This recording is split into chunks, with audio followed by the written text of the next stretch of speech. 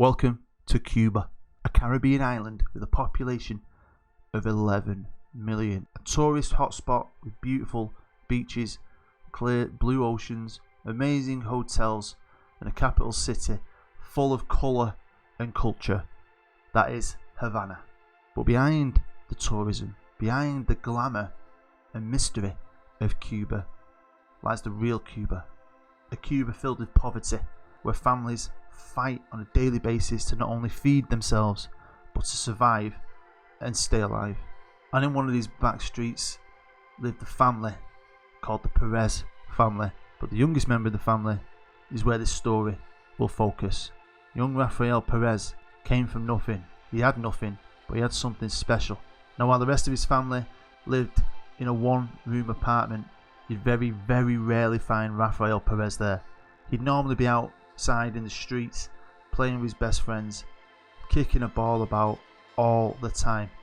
And if he couldn't play in the streets, he'd be down at the local park, running around the field like a madman.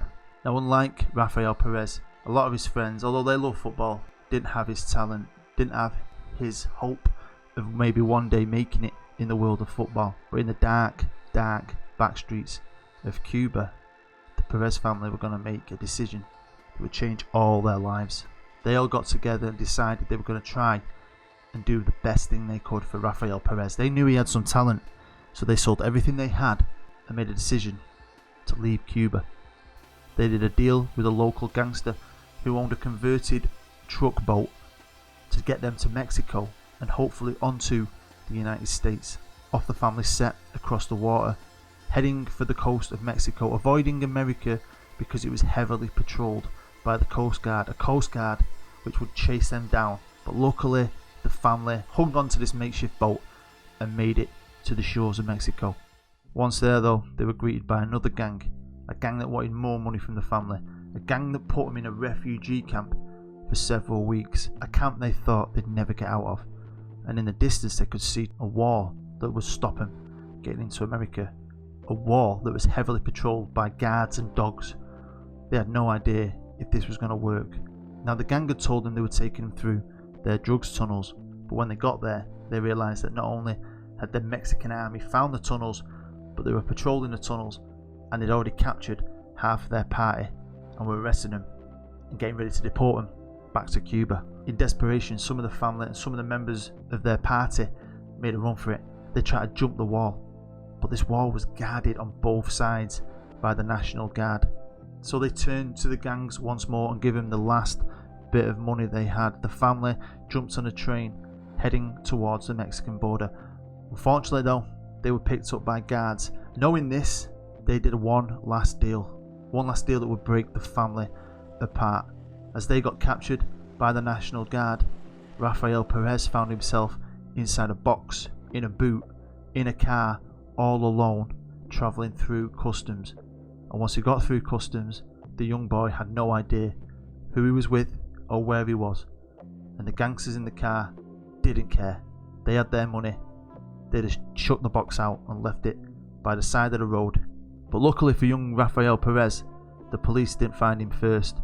And on the outskirts of Rio Grande City was a young Mexican family called the Hernandez family. They lived in a nice home and had two beautiful daughters. So when they found young Rafael, they brought him in and brought him up as one of their own. And luckily for Rafael Perez, Mr. Hernandez worked for the passport office. He did a few backhand deals and managed to get his new adopted son a fake American passport. They enrolled him in the local high school where he played American football and was an excellent running back. But it was the real football that was the real passion for young Rafael Perez. And every week he'd go down to his local team at Rio Grande Valley and watch his heroes play and dream that one day he'd be wearing the orange of Rio Grande, and one day he'd become a superstar.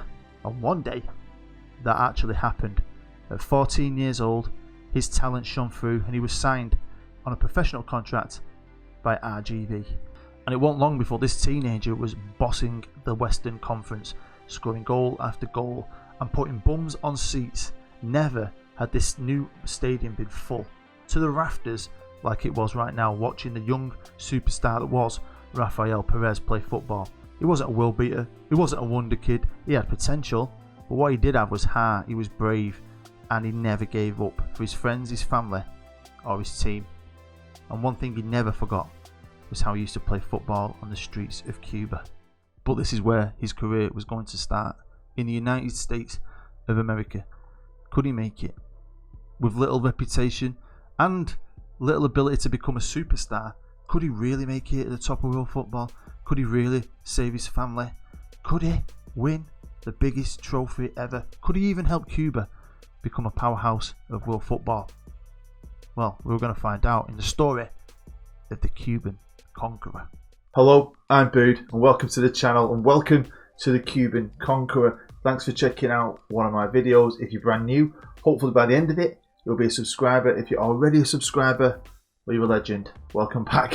Hopefully you'll all smash the like button. I appreciate that very much. If you want to support the channel that little bit more, you'll find a link to my Patreon down below in the description. Right, the Cuban Conqueror. We've seen the story. We're going to follow this kid's career. He's had a tough life as it is. He's fought his way to where he is right now. Can he put himself at the top of world football? Well, we'll find out. It's quite an interesting story, lots of turns and stuff, which I'm quite happy with. So we'll get stuck into it. Well, here we are with the young Cuban Rafael Perez, and he's not bad. So what I've done is I've given him a -10 potential, 70 to start with, which is the lowest I've ever done, and I've not touched a thing. I've let the computer give him all his attributes, and yeah, I mean he's brave, which I'm happy about that, because he would be a brave person, wouldn't he? He's fit, but he's finishing 7. His off the ball's okay. His composure's 2. Technique's bad. Can't tackle. Can't pass. Yeah, he's definitely the starting base of the worst player I've ever made. But he's got the potential still to be good. Can he? He's got no reputation either. He's playing for a professional team, but in a lower level league in America that you can't play unless you unlock that league yourself. So yeah, I'm hoping he can fight through it all and come out on top. We'll check his information. He's not a wonder kid. He's just a young striker, professional, and level-headed. Now he's obviously got, as you saw in the story, an American passport, but he does want to play for Cuba. He is proud to be Cuban. Has a preference for playing Spain and Argentina, where they speak Spanish. Doesn't want to play in England. I'm hoping he doesn't go to England. Maybe he will avoid Linfield and stop the moaners who don't like Linfield in the BOODverse. I love Linfield in the BOODverse. They ranked 180th in the world, and Rafael Perez, the 16-year-old, is apparently their third best player, one of their best players already. So yeah, it kind of tells you what kind of quality they've probably got. But if you could do anything for Cuba, that'd be ace. That'd be awesome. As you can see as well, he signed when he was young for Rio Grande, and he's been playing for a couple of seasons already. So he's got a few games, a few goals under his belt. But hopefully he's going to have a long career, and hopefully he can get somewhere good and make something of himself. Here we are now, it's 2020, we've jumped 2 years into the future, and Rafael Perez is now 18 years old. He's played for his country 12 times, scored 16 goals for Cuba. That's amazing. And he now finds himself at Boca in the reserves. So he's made a move, but he can't get in the Boca team just yet. So, you know, he's stepping up. He wanted to go to Argentina, remember, so that's pretty cool. His finishing's improved. I mean, he's off the ball's amazing, but when his finishing and composures are that low, he's got a long way for that to improve. Now, obviously, he was at Rio Grande Valley, and they're in a league that's not a playable league unless you unlock a specialised database, which I haven't done. So, obviously, he's played games there on his stats, but we can't have a look at anything he may have won. Well, we've jumped forward another 2 years. It's now 2022, and he finds himself in Europe now at Seville. It doesn't like he stayed at Boca, did too much there, but whatever he's done, well, Seville, who were a pretty big European club, have seen enough in him to bring him over. His finishing's gone up to 12, which is great. He's off the balls now on 19, his composure's 12, so that's showing you that he's definitely improving himself as a player, and he's looking more like a player. And he's actually now, finally as well, a wonder kid. I just wanted to see if that always works, because on my very first video, that's the time I had 2 of the brothers, I can't remember if it was Barry and Larry McNary, didn't become good. Other players I've had haven't become good because of certain mental attributes. This player I've given nothing to. The computer picked him and gave him some really bad attributes for his position, and he's still turning out to be okay. By the looks of it, his first year at Boca, he didn't do anything. He was in the reserves. That was last time we looked at him. Then his second year, he had an okay season, played 11 games, scored 8 goals. And then his next season, scored 5 in 5, and halfway through the season, went to Seville, where he played half the season in La Liga, scoring 9 in 16. So this is, in fact, his first full season at Seville. Or Sevilla, whatever you want to call it. I call him Seville. Potato, all that stuff. But good luck to him, man. That's good. What's good as well is he was runner-up in the World Club Cup, so he was nearly a world champion.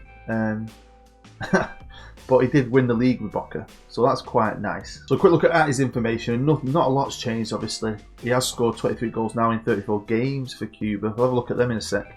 When it comes to his plans, though, he wants to be a captain now. So he's really growing as a person. Cuba have actually jumped 30 places. They're still 151st, but they have jumped a little bit. I've thought about this now. I didn't realise Cuba even had a football league. I know that sounds stupid, but I might have to have some fun and do one of my old videos where I go into a really poor country and give them money. Imagine Cuba stops being a socialist country with a dictator, goes back to being a capitalist country, gets loads of investment from America, and the football league gets good, because you can unlock any league you want. So I might do that for fun. Well, here we are now in the year 2026, and he's found himself leaving Spain and going to the Bundesliga in Germany with Borussia Dortmund. He's just signed for him. So he played in, I think that's league games, 144 games, 99 goals for Seville. It's pretty special, really. I think he's really developed as a player. Like, he's an elite striker now. I mean, his finishing's quite low. His composure aren't great. They're not elite, in my opinion, but he's a great header.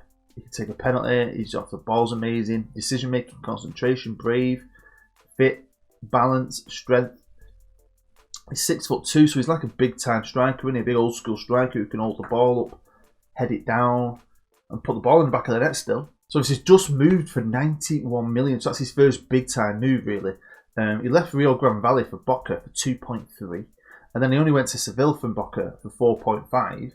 And then it's like his last 2 years have really upped him to top level, scoring over 20 goals, 2 seasons on the run in La Liga. But it's like worked his way up slowly, didn't he? Now we know we won the league with Boca, but what did he do with Seville?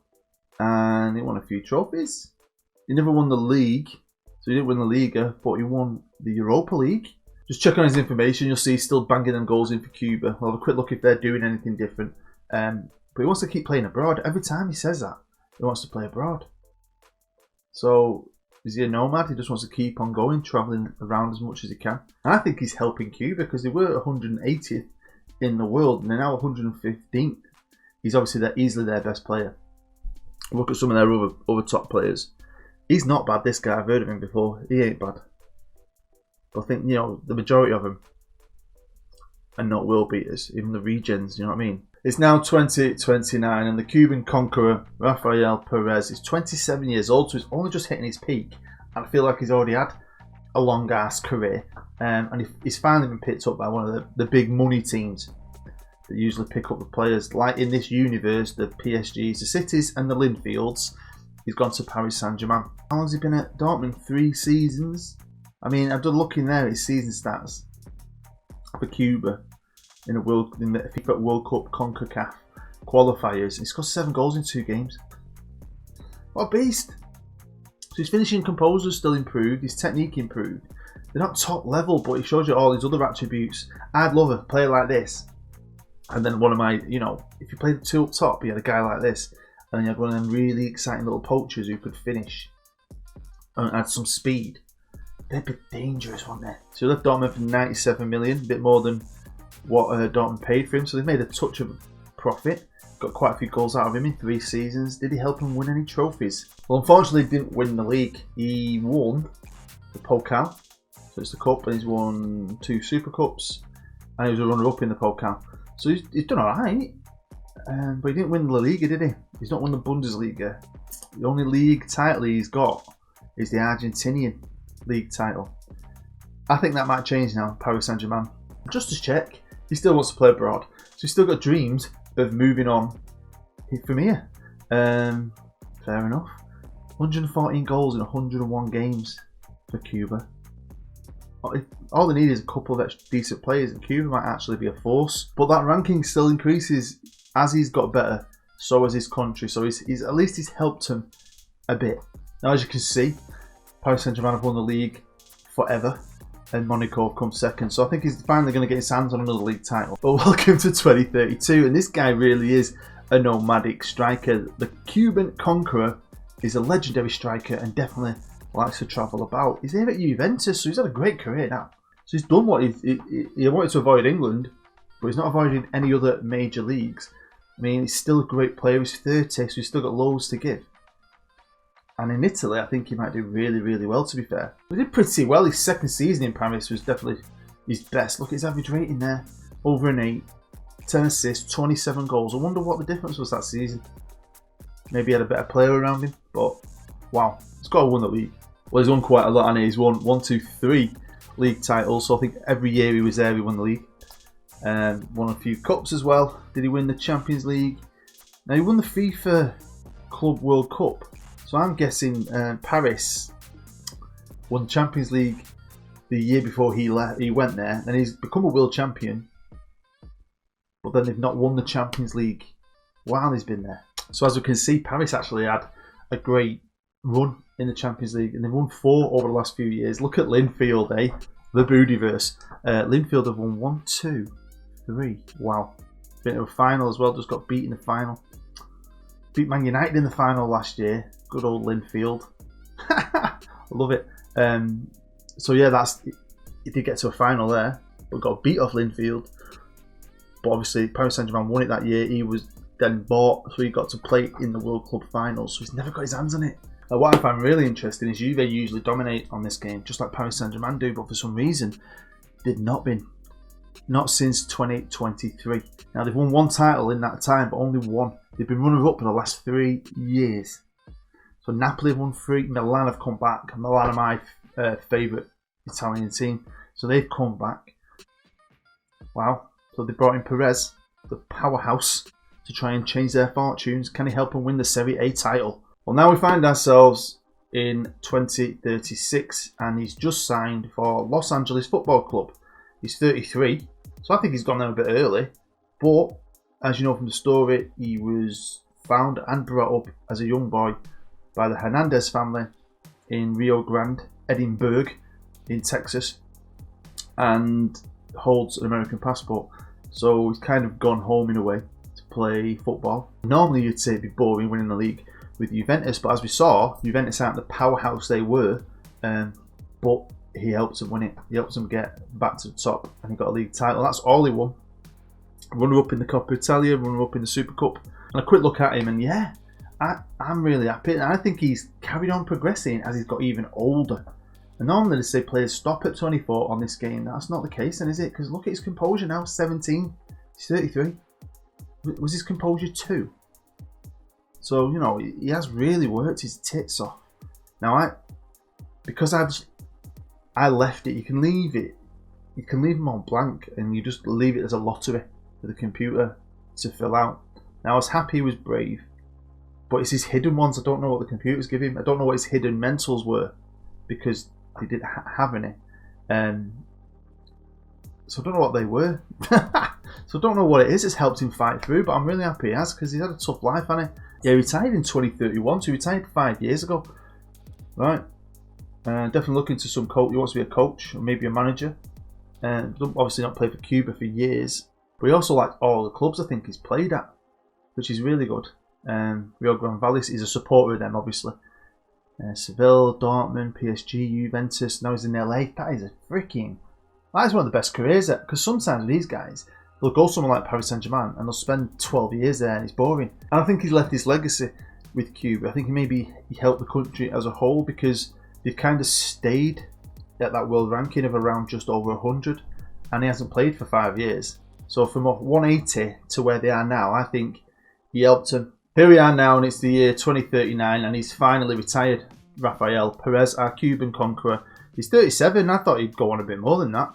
Because last time I looked at him was not that long ago, and he still had decent ability, decent physicals. He could have played till he was 39, 40. And he originally said he wanted to be a manager or a coach, but he's decided he wants to be an assistant manager. I mean, just looking at that career, you won't be able to see the Rio Grande bit because of my head, but amazing, wasn't it? He's had an amazing career. I mean, so he actually played. So he signed for LA for 10 million.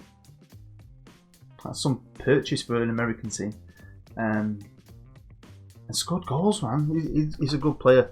I don't think he ever got a bad average rating apart from his second to last season at Rio Grande. But unfortunately, with LA, I think he's right. And I kind of looked into this because obviously I save it every year. And my theory is why LA didn't do well. Actually, LA finished bottom of the league one year with him in the team. Was they bought him and he had this big contract. I think he was on 170 grand a week at one point. Right.